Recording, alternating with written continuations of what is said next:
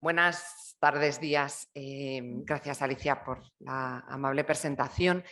Em, no voy a hablar no voy a hablar solamente de eutanasia, que es lo que más he reflexionado en los últimos años de mi vida, más o menos unos 16 años, por una circunstancia que me tocó ser jefe de servicio en un hospital donde se habían hecho muchas eutanasias en la urgencia y yo pues aterricé en ese hospital como jefe de servicio con la persona que estaba yendo por delante de la ley en aquel momento. Ni se sospechaba todavía que pudiéramos tener ley de eutanasia en España y esta persona pues lo empezó a practicar allí, ¿no? Y tuvo 392 denuncias por sedación en situación irregular porque no se pudo hallar causa-efecto sedación-muerte, ¿no?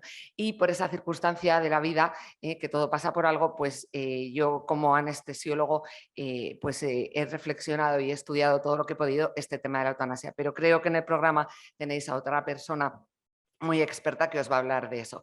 Yo he venido a hablar de ecología humana. Mi charla se titula, creo que no pasan las diapositivas. ¿Tengo que apuntar hacia algún sitio?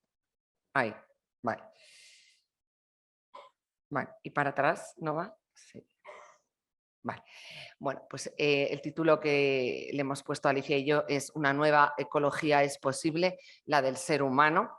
Y bueno, pues lo que quiero hacer hoy con vosotros, que veo alguna cara amiga a la que quiero especialmente y espero no decepcionar, voy a tratar de ampliar la mirada, la de todos, ¿no? Siempre suelen decir los buenos profesores que uno enseña de aquello de lo que quiere verdaderamente aprender. Y yo, pues cada vez que doy esta charla o alguna parecida, la verdad es que aprendo un montón y si tenéis oportunidad de participar, pues me va a gustar mucho oír lo que os ha inspirado, ¿no? Porque esta ampliación de mirada no es de maquillaje, sino de tratar de despertar esa chispa mágica en el cerebro de cada uno que nos pueda ampliar algún horizonte, nos pueda dar una nueva perspectiva de la vida. Bueno, esta soy yo en acción. Esta es una cirugía de neurocirugía. Los anestesistas estamos rodeados de aparatos, pero tenemos ahí a la persona que está completamente vulnerable. Es la situación de mayor vulnerabilidad. Todo su cuerpo, todos sus sistemas orgánicos están en nuestras manos y a través de estas máquinas, estas bombas de infusión, eso que tengo en la mano, que es una batea con un montón de jeringas, durante todo el tiempo quirúrgico, pues vamos haciendo que el paciente no solo se mantenga vivo, sino que todos sus órganos respondan favorablemente al input quirúrgico, ¿no?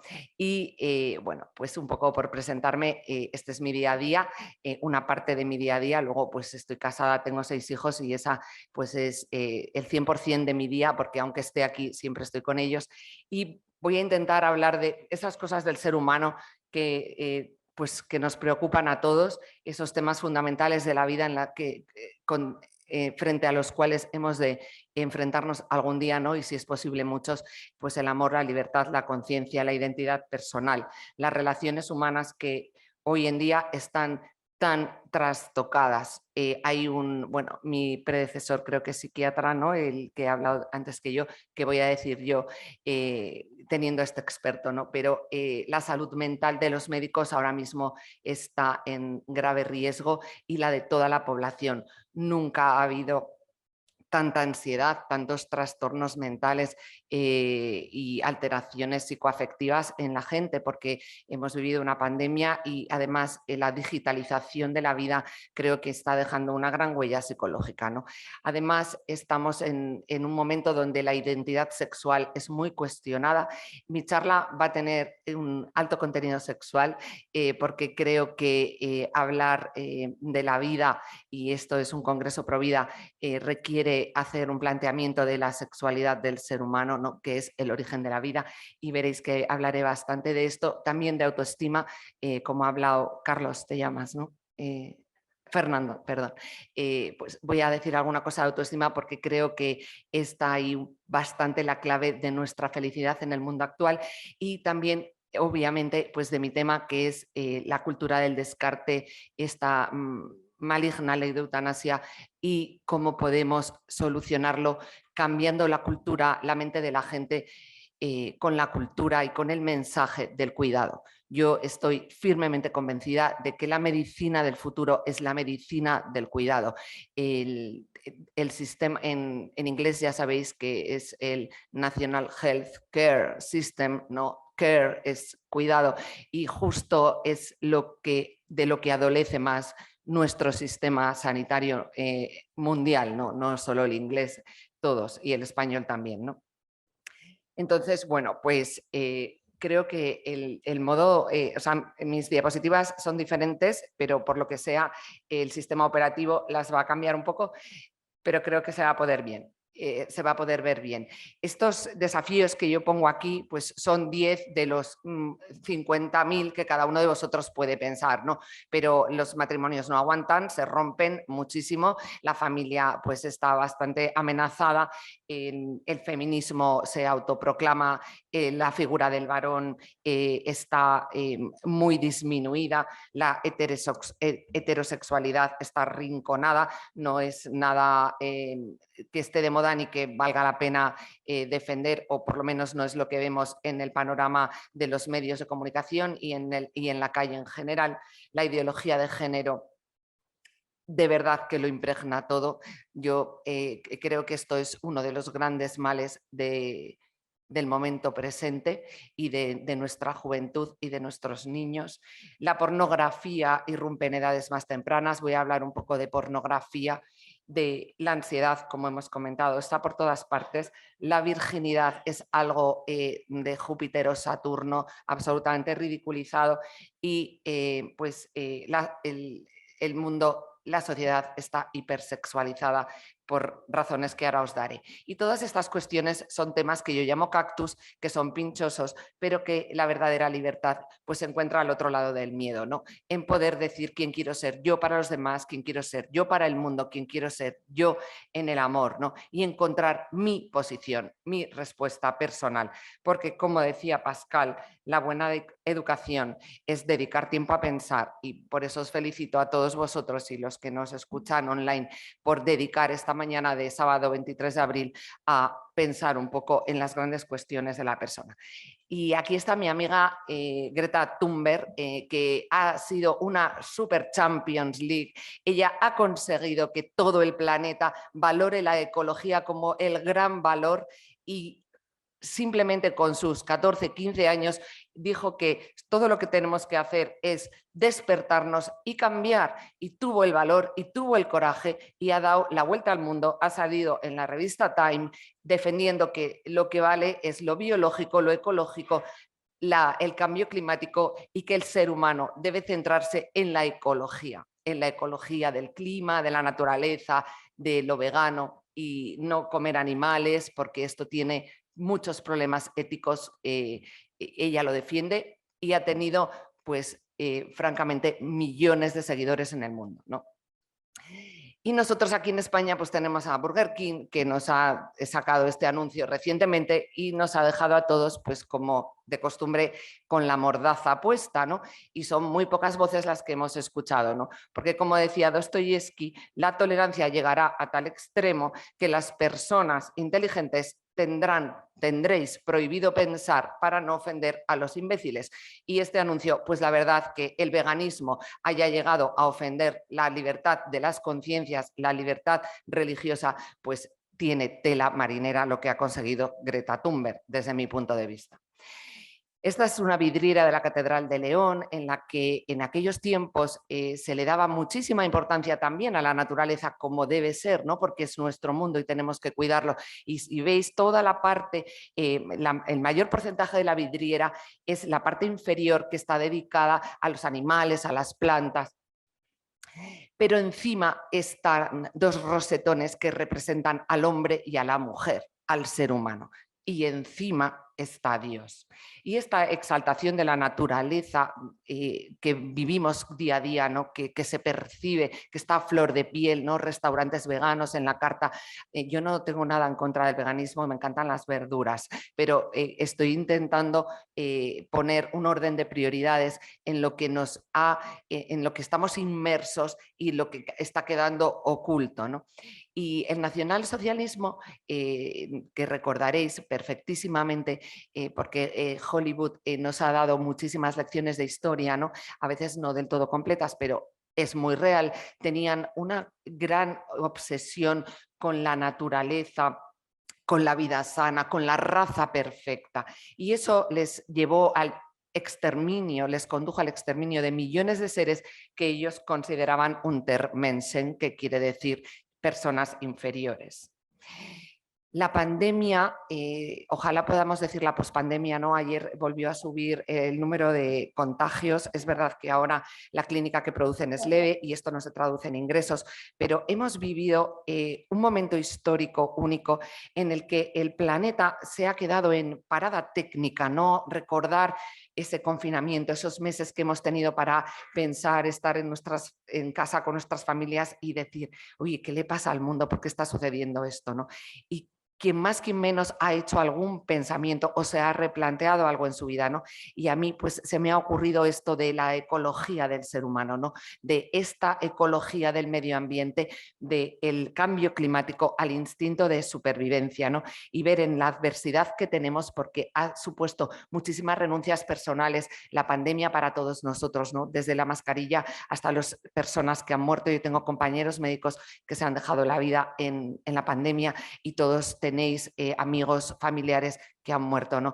Y ha sido una ocasión muy adversa de la que tenemos que saber sacar la oportunidad. Y yo os propongo esta respuesta transformadora del mundo mediante la nueva ecología que es la del ser humano, ¿no? Y creéis que hay individuos de segunda categoría.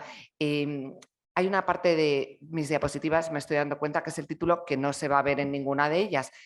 Aquí tendría que poner la cultura del descarte, ¿no? Ahora tenemos una ley de eutanasia en España que ha introducido un nuevo derecho, el derecho a morir. No existía el derecho a morir y yo siempre pongo el ejemplo que creo que es muy plástico, muy gráfico, de los yogures, ¿no? Que todos tienen la tapa y en la tapa está la fecha de caducidad. Si hay algo cierto ahora mismo que podemos decir una verdad contundente en este salón de actos es que todos nos vamos a morir. Lo que no sabemos es cuándo, ¿no? Porque la fecha de caducidad está en la tapa y solo se ve desde arriba. Pero eso es una realidad que nadie, desde ninguna ideología, desde ningún rincón del mundo puede negar, ¿no? Por tanto, no hay un derecho a morir. Morir, la muerte forma parte de la vida. Es algo natural, algo que nos llega en un momento o en otro, ¿no? Pero además de introducirla como nuevo derecho, se ha introducido como prestación sanitaria.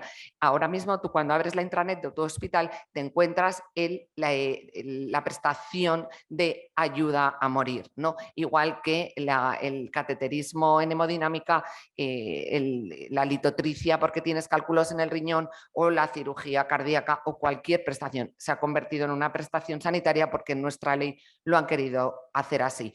Somos los terceros en Europa en legislar de eutanasia y somos el número 32 en desarrollo de cuidados en la tasa de equipos de cuidados por 100.000 habitantes.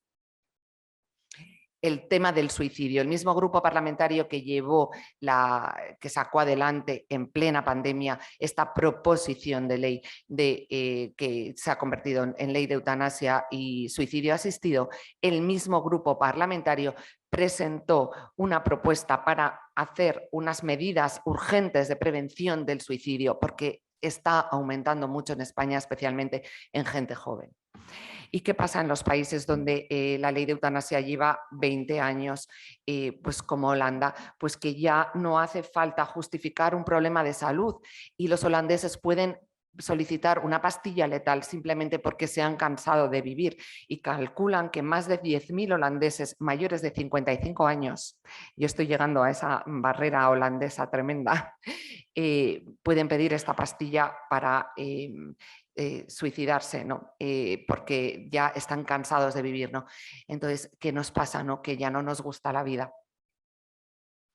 Y bueno, pues una diapositiva más, ¿no? Sobre pues para que todos pensemos, ¿no? de el gran mal que es la ley de eutanasia, aunque es un tema cactus, da como mucha pereza hablar de esto a la gente, es como, oye Luisa, no me hables de esto, pero es que es necesario que lo hagamos, ¿no? Pues se desprecia y se amenaza con echar a los discapacitados en Canadá que no quieran la eutanasia porque su vida es un Untermenschen, son de segunda categoría. De la misma manera, las residencias de ancianos que no ofrezcan la eutanasia van a tener que cerrar. Creo que eso en España nos va a pasar pronto porque tenemos una ley. Las leyes son educativas, se meten en la cabeza de las personas, ¿no?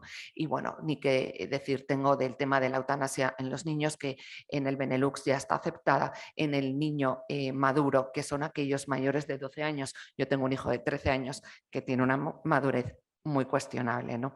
Y seguro que todos tenéis ejemplos de esto, ¿no? Y aquí, pues, hablar alguna cosa, ¿no? De identidad sexual y de ideología de género, ¿no? En 2016 llegó a España la ley de identidad y expresión de género y en 2018 la ley de protección integral contra la LGTB-fobia.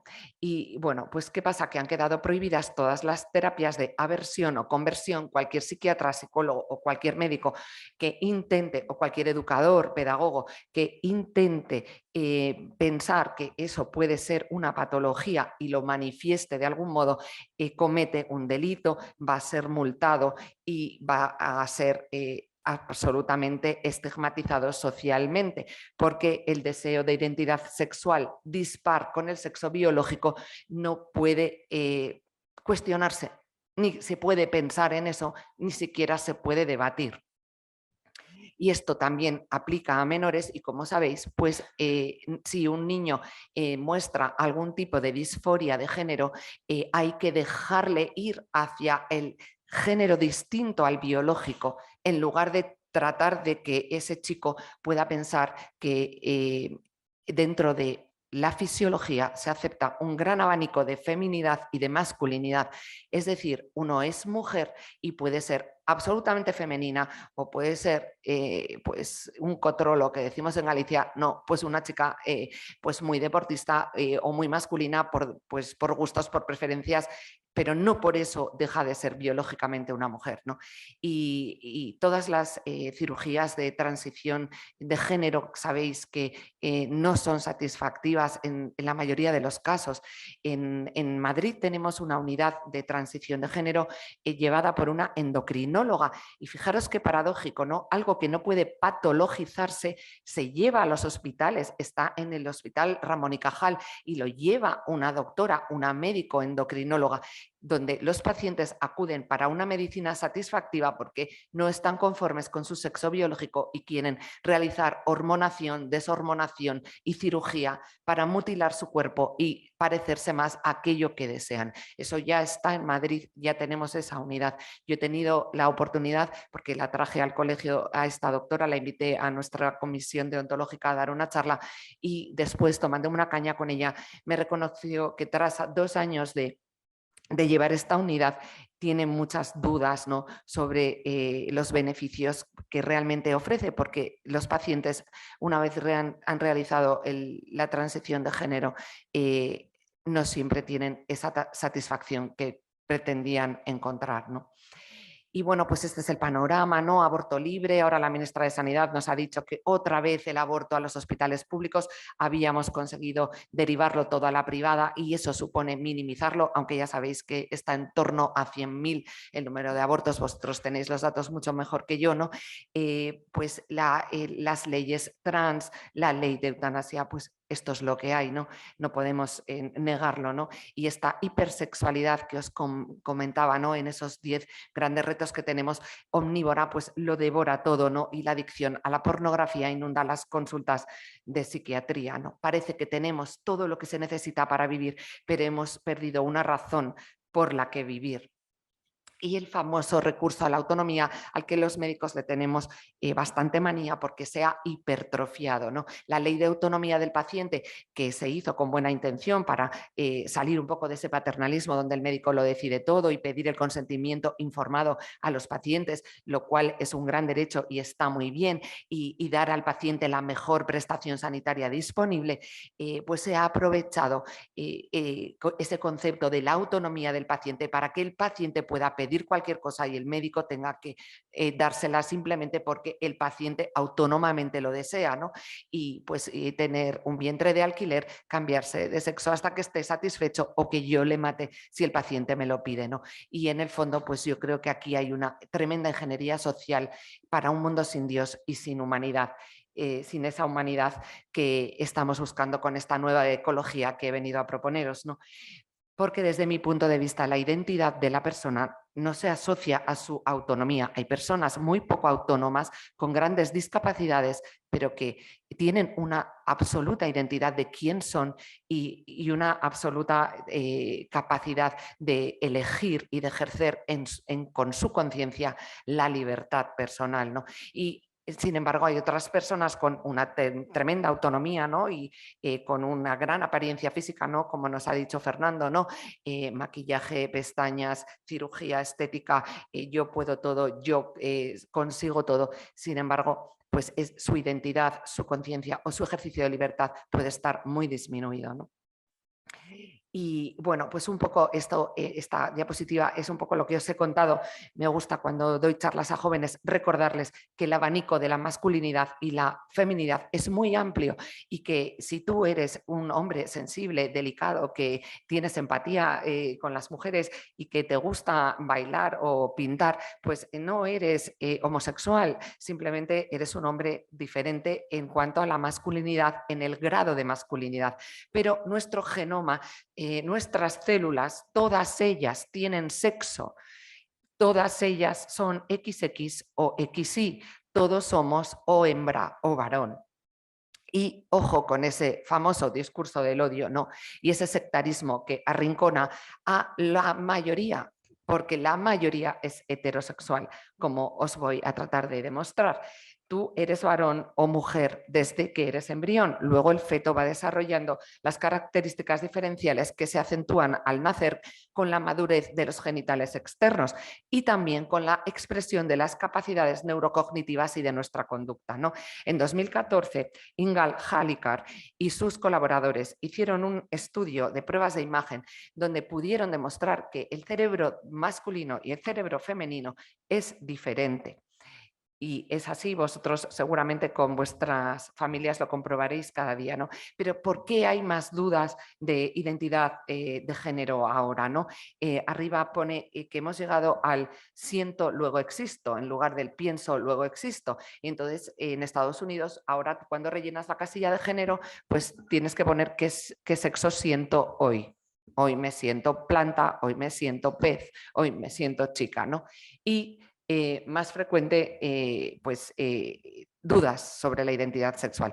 Dos razones que algunos expertos dan a esta gran ambigüedad en la identidad y a que toda nuestra juventud hoy en día, no nos engañemos, se lo va a cuestionar.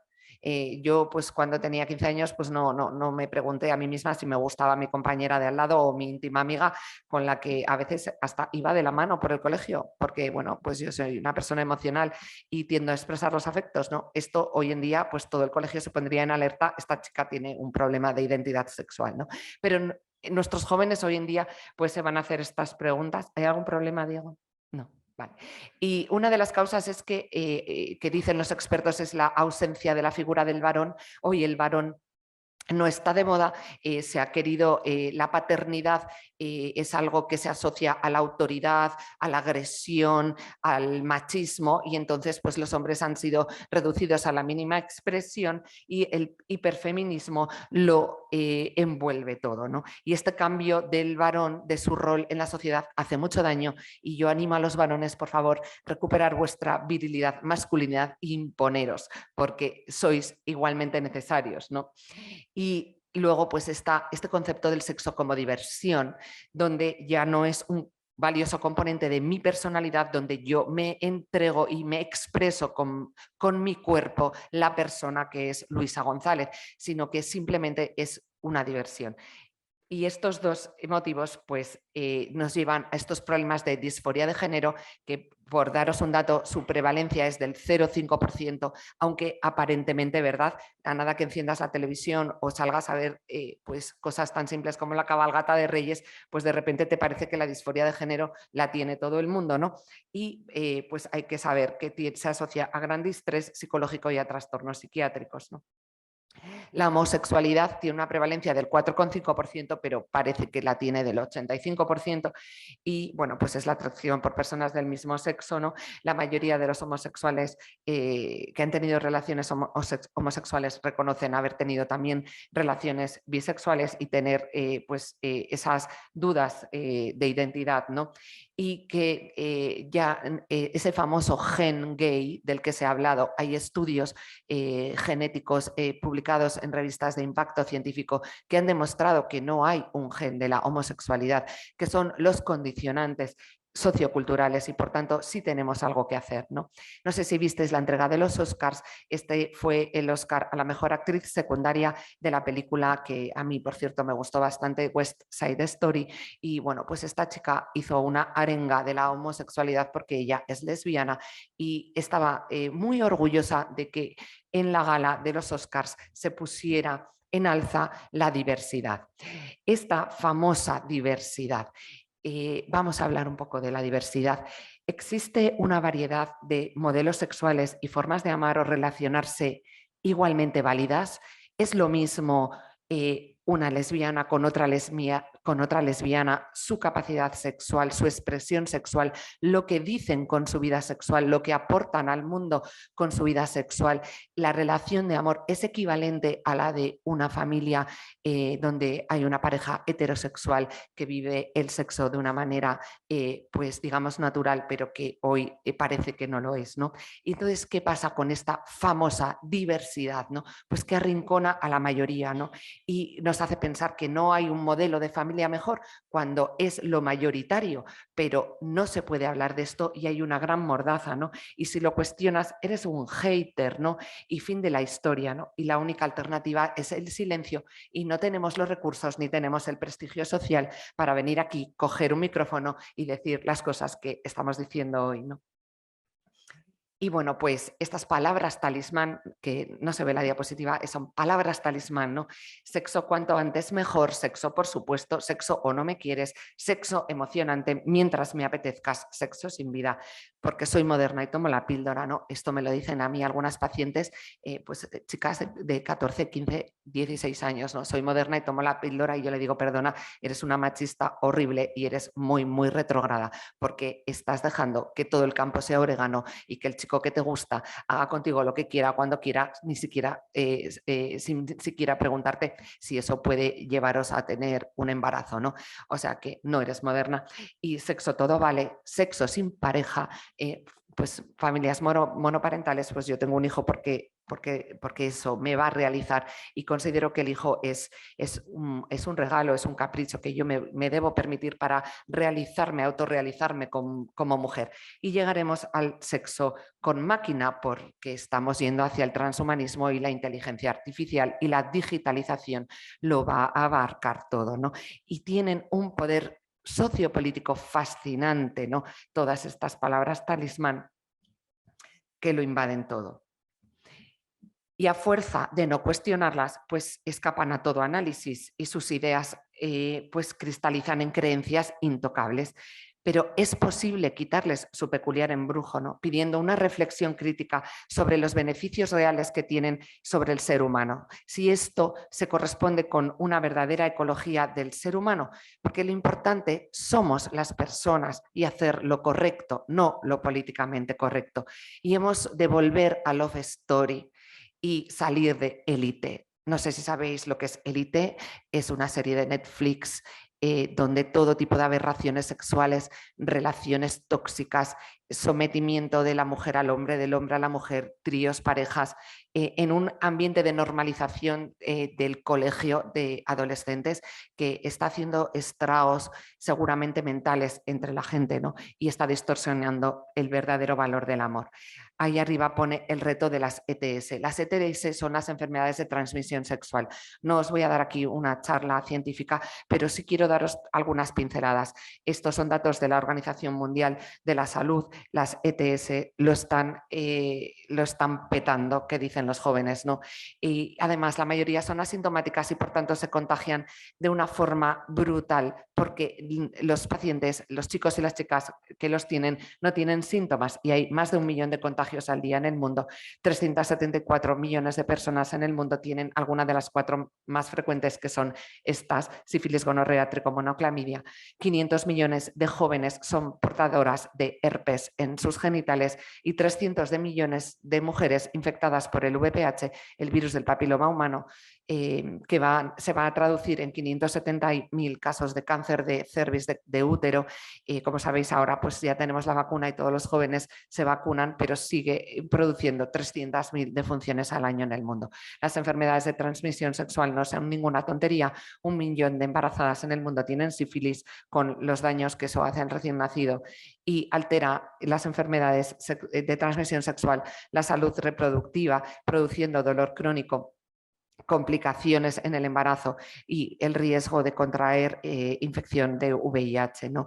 Empieza a haber resistencia a los antibióticos habituales porque a base de consumirlos los bichos son muy listos y se hacen resistentes, y son necesarias muchísimas acciones en el mundo para prevenir y controlar y evitar los contagios, y hay que hacer screening en la población de riesgo, que por desgracia son los jóvenes desde los 14 años, los homosexuales y las embarazadas. Y bueno, pues la pornografía, ¿no? No puedo hablar aquí de nueva ecología del ser humano sin hablar del daño que está haciendo en el mundo la pornografía, ¿no? Tiene un impacto brutal sobre la autoestima y produce una comparación de la persona a la baja consigo misma.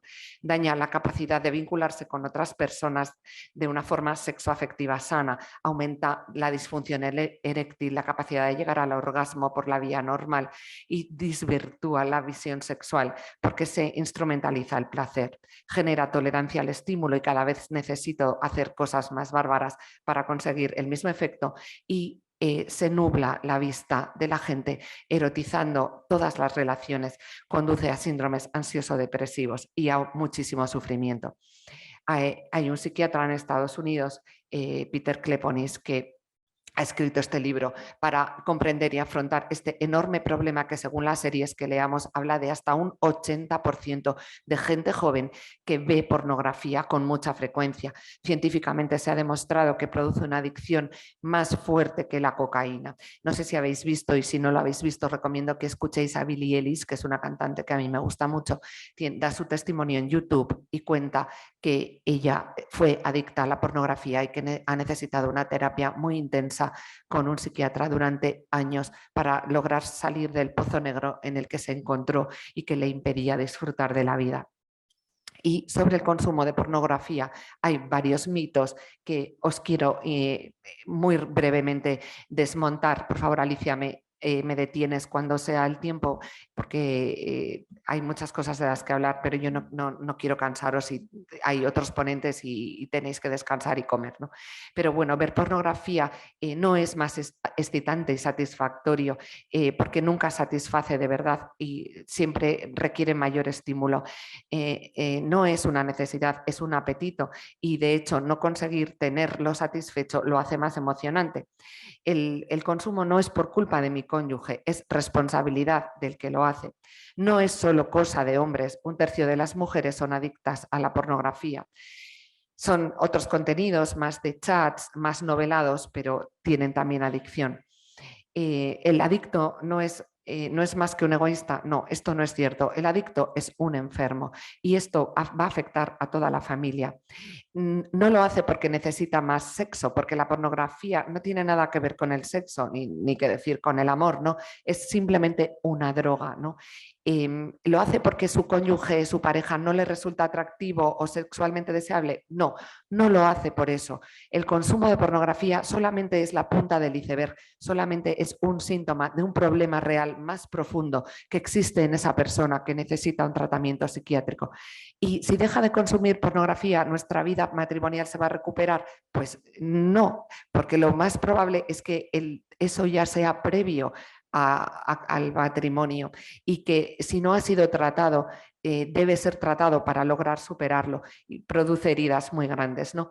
Y aquí os he traído esta diapositiva de 20 señales para una relación tóxica, sobre todo es para los jóvenes, ¿no? Los que estéis casados desde hace 25 años como yo, pues seguro que vuestra relación no es tóxica, pero bueno, si tiene algún átomo de toxicidad, pues también conviene eliminarlo, ¿no? En el fondo, si la otra persona no me hace sentir que yo soy un tesoro, pues mi relación es tóxica. Lady Gaga tiene esta canción que a mí me fascina y que, bueno, pues la he convertido un poco en un himno de mi vida, porque cuando vi esta película, pues esto se me quedó bastante dentro, ¿no? Tell me something, girl, are you happy in this modern world, ¿no? Estamos felices con este mundo que acabo de describir, ¿no? O necesitas algo más, ¿no? Hay algo que estés buscando y creo que esto es lo que debemos transmitir a las personas que viven con nosotros, ¿no? Que es posible una relación afectivo-sexual, un concepto de la vida, del amor, del ser humano sano, saludable, en el que dejamos de ser ese yo hipertrofiado del que hablaba Fernando para convertirnos en un nosotros, pensar en el otro, porque el hombre tiene cuerpo, su cuerpo es la persona, pero también su mente es la persona y también su alma es la persona y necesitamos combinar y de una manera artística estas tres dimensiones para amar de verdad en la amistad, amar de verdad a nuestro marido, a la persona o a nuestra mujer, amar de verdad a nuestros hijos. No podemos olvidarnos de estas dimensiones.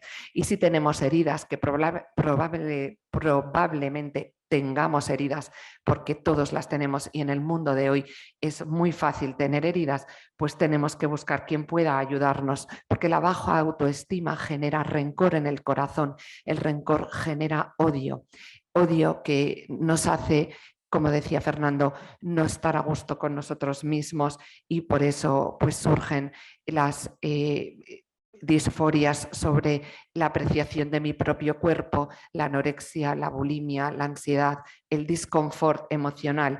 Yo pienso que tenemos que tratar de salir un poco de la digitalización, intentar sacarle el partido que tiene bueno, pero recuperar las relaciones mirando a la gente y de una manera más despacio, porque como os decía, somos un tesoro, esto también lo dice Sidney O'Connor, nothing compares to you, nadie es comparable a ti y necesitamos una nueva revolución del amor para afrontar los nuevos tiempos, ¿no? Hay un escritor que dice que en el futuro hay de todo. Solo necesitamos la clave, el arte de saber buscar lo que es mejor para el ser humano, para las personas, ¿no? Ya que todos perseguimos la felicidad. Si la felicidad está en Bilbao, tengo que coger el tren que va a Bilbao, porque si cojo el tren que va a Cádiz, que es muy bonito, pero si la felicidad está en Bilbao, no la voy a alcanzar, ¿no? Y la felicidad se decide en el amor, y el amor es para lo que estamos en el mundo. Y aparte de curar nuestras heridas, hemos de aprender a querer todos nosotros de una manera alegre, como dice Marian Rojas, ¿no? Que la conoceréis, que ahora es súper mediática y es gran amiga, ser personas vitamina y no ir con el corazón partido, que nos cantaba Alejandro Sanz, y tratar de ser pues exitosos como Gran Achat, que es este chef que os traigo aquí, al que también admiro porque me gusta mucho la cocina y los restaurantes.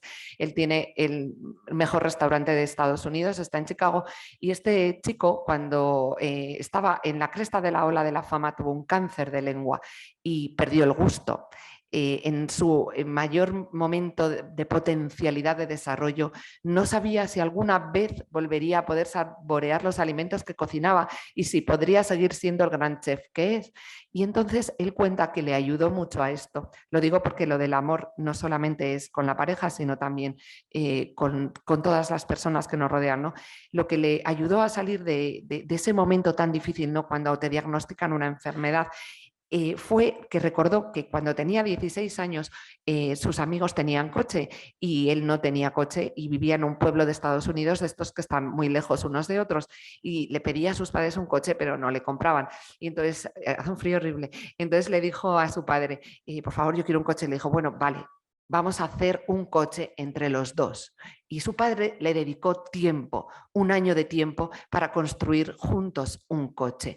Y esa dedicación, esa paciencia, ese hacer las cosas con cariño, despacio, le ayudó a superar, ¿no? Y aquí, bueno, os traigo dos ideas de mi vida personal, que son ese contraste que existe entre el tiempo cronológico y el tiempo interior, extrahistórico. Es en nuestro interior donde cocinamos nuestra conducta. El tiempo real es lo que tenemos 24/7 para ser felices y no hay que despreciarlo, pero tenemos que buscar momentos de tiempo ilimitado. Esta es mi lista de Spotify, que se llama así, porque necesitamos esos momentos de slow movement, de contemplación, para mirar las hojas de los árboles, mirar a las caras de las personas, tener conversaciones interesantes, escuchar lo que otros nos dicen y relajarnos, porque la ansiedad invade nuestras consultas. Más del 58% de la población consume psicofármacos, no estamos bien y tengo que pensar qué puedo hacer yo para mejorar mi vida y cambiar las cosas de X a X+1 poco a poco, para llegar, si puedo, también a las instituciones y a los gobiernos y transformar el mundo en esta nueva ecología humana, porque sí tengo algo que decir y puedo decirlo sin mordazas, sin que haya palabras talismán, sin que el miedo al discurso del odio o a molestar a los de la diversidad me pueda callar. Y esta revolución es la revolución de las conciencias, como le pasó a Pinocho, que el amor de Gepetto por él le hizo que cambiase su ser de madera, de ser una cosa, a ser una persona, pero ese ser una persona, lo que le trajo de nuevo su verdadera identidad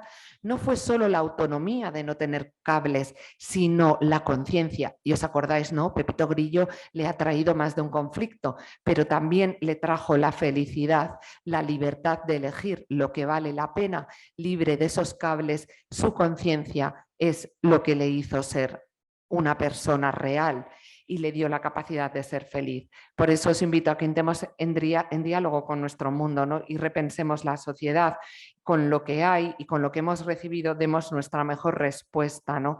Esta es la rectora de la universidad en la que yo estudié y que dice que cuando nuestro conocimiento se dedica a la sabiduría, a la belleza y al bien, es cuando nos da verdadero poder, un poder transformador que nos lleva a comprometernos y que podemos cambiar las cosas cambiándonos a nosotros mismos, como decía Gandhi, ¿no? Y simplemente una conciencia revolucionaria es la que se motiva para cambiar las cosas, porque vivimos un mundo cerrado y tocando el corazón de las personas podremos cambiar el mundo con esa nueva forma de vida que es una ecología de la humanidad. Como decía Martin Luther King, yo soy del 69, el hombre llegó a la luna y Martin Luther King dijo esa famosa frase que se nos ha grabado a todos en el corazón: I have a dream, yo tengo un sueño de una sociedad más humana, porque la enfermedad forma parte de la vida, porque todos vamos a sufrir en algún momento y nos vamos a morir, pero podemos, como decía Greta Thunberg, solo tenemos que levantarnos y cambiar y poner nuestro granito de arena. Yo me he dedicado a implantar los cuidados y estoy intentando que la ministra de Sanidad y el consejero de Sanidad nos consigan un código cuidados, igual que tenemos un código ictus y un código infarto, poder tener un código cuidados para que cuando una persona entra en riesgo de pedir la eutanasia por un sufrimiento que se le hace intolerable, todo el sistema sanitario se ponga a su disposición.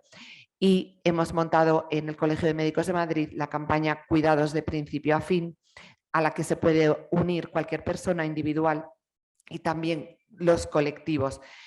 Afortunadamente hemos conseguido muchísima difusión. El alcalde de Madrid nos ayudó en el mes de junio cuando iniciamos la campaña. Ahora este junio volveremos a repetirla y hemos podido estar en el metro, en los autobuses y en muchas redes sociales. Y se nos han unido sociedades científicas, centros sanitarios, la organización médica colegial, el colegio de enfermería, una asociación de voluntarios que se llama Nadie Solo y una plataforma con 2.500 asociaciones de pacientes. Y con esta revolución, con esta pequeña revolución de los cuidados, pues a lo mejor conseguimos que se active este código cuidados para valorar la vulnerabilidad, la debilidad que todos somos y que solo se puede curar con los cuidados. Esta es mi última diapositiva con uno de mis ídolos, San Juan Pablo II, que nos dejó dos mensajes. Se puede ser moderno y a la vez defensor del ser humano y del verdadero progreso del ser humano, y que lo que todos necesitamos es el perdón. Esta es mi revolución. Si te apuntas, este es mi email y estoy a vuestra disposición. Perdonadme por haberos robado tanto tiempo y porque las diapositivas se han distorsionado un poco. Muchísimas gracias a todos.